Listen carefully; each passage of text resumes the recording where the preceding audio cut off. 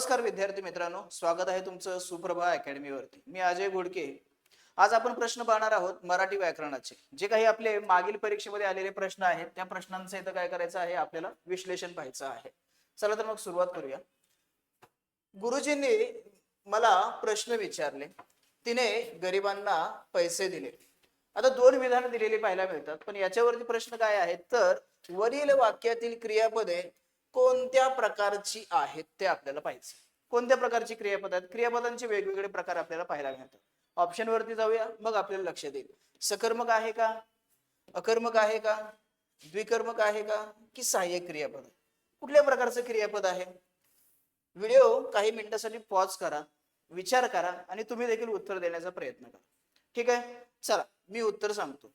आपलं क्रियापद कुठल्या प्रकारचं आहे आणि ऑप्शनचा जर विचार केला तर सकर्मक आणि अकर्मक आणि त्यानंतर द्विकर्मक अशा तीन ऑप्शन मध्ये आपल्याला कन्फ्युजन होऊ शकतं। सहाय्यकचा इथं काही संबंध येणार नाही। ओके, विचारले हे क्रियापद आहे। विचार हा आपला काय आहे तर मूळ धातू आहे। विचारणारा कोण आहे तर गुरुजी।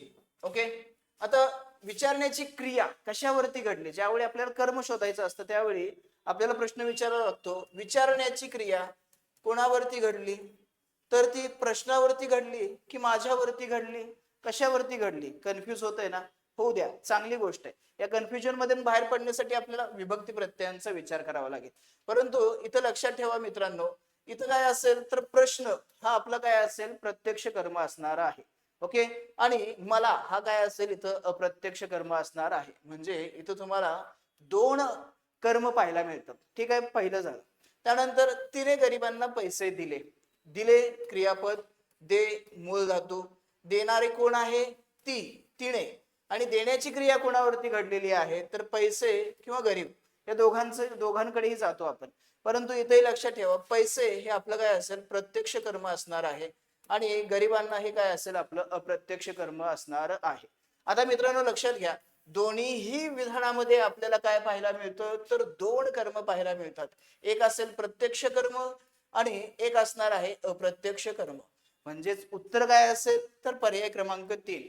ह्या वाक्यातील क्रियापद कसं आहे तर द्विकर्मक असणार आहे।